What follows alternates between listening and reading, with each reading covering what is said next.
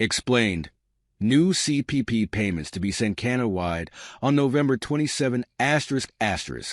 Hey everyone, we've got some important news for all Canadians who receive Canada Pension Plan CPP payments. If you're one of those folks who rely on this program, you're probably already aware of how essential it is. Well, I've got some good news for you today.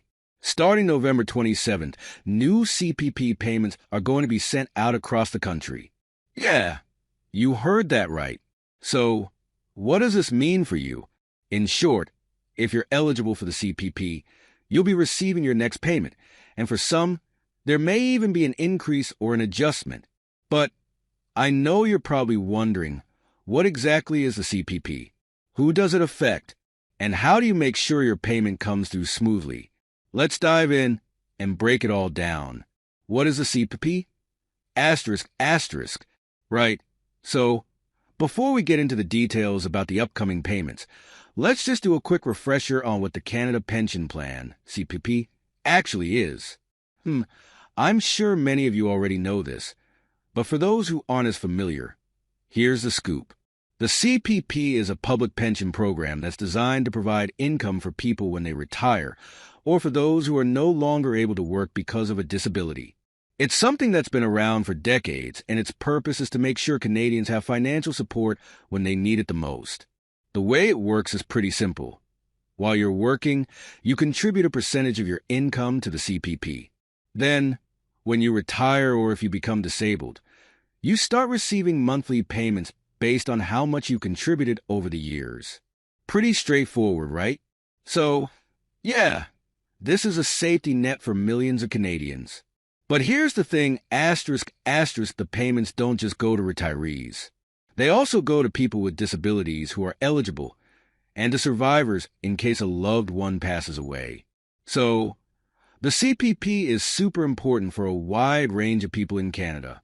What are these new payments, ***? Okay, so let's talk about the new payments being sent out starting on November 27th. As I mentioned, if you're someone who relies on the CPP, this date is going to be important for you. These payments are essentially the regular monthly payments that eligible recipients receive, but this time, some of you might see an increase or an adjustment. I see. Some of you are probably thinking, why would there be an increase now? Well, there's a reason for that. Each year, the CPP payments are adjusted for inflation. That means the amount you receive can go up to keep up with the rising cost of living. So, if you've noticed that your monthly CPP payment has gone up over time, that's likely because of this adjustment. It's actually something that's built into the system to make sure people don't fall behind as prices for things like food, housing, and healthcare go up. And it's not just inflation adjustments that could affect your payment. If there are any changes in your eligibility, such as turning 65 and moving from one type of benefit to another, that could also impact how much you get. So, if you're wondering whether you're getting more this time around, it could be due to one of these adjustments. Who gets these payments? ***. So, okay, let's break down exactly who is eligible for these payments. You're probably thinking, do I qualify for this? Well, if you've been contributing to the CPP throughout your working life, you're likely going to be eligible.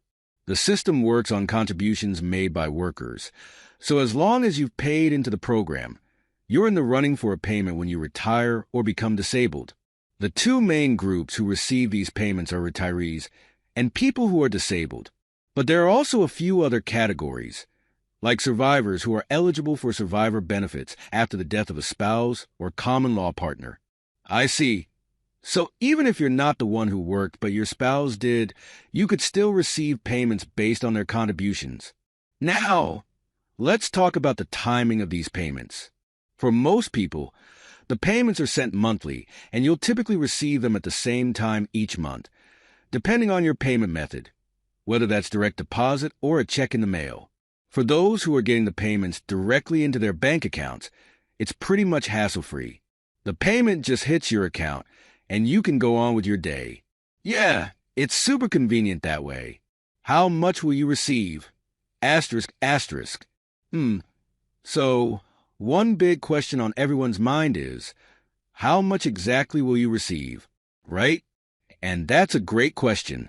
Well, it really depends on a few things. The main factor that affects your payment is how much you contributed to the CPP throughout your working life. The more you paid in, the higher your monthly benefit will be when you retire or become disabled. It's kind of like a retirement savings plan, but one that's government managed.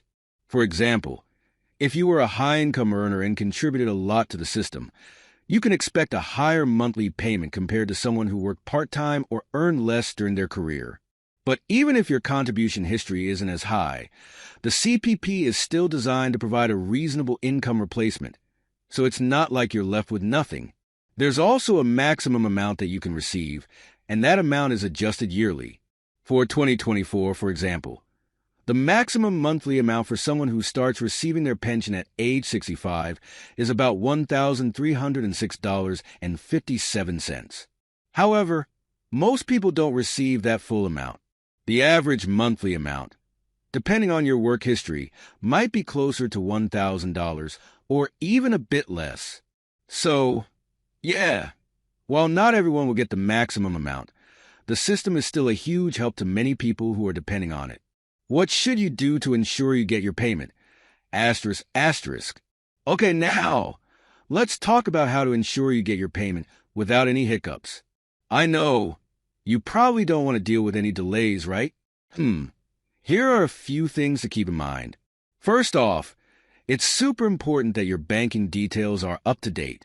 If you've changed banks, moved, or changed accounts, be sure to update your information with the CRA, Canada Revenue Agency. If they don't have the correct details, they might not be able to deposit your payment correctly. And that's the last thing you want, especially if you're relying on this money. Second, check your payment method. If you've been receiving your payments via check, you might want to consider switching to direct deposit. It's quicker, safer, and you don't have to wait for the mail to arrive. If you're already using direct deposit, you're golden. But, okay, let's say you checked everything and you're still not seeing that deposit. What do you do then? Well, the best thing is to get in touch with the CRA. They can let you know if there's an issue with your payment, and they can help sort it out.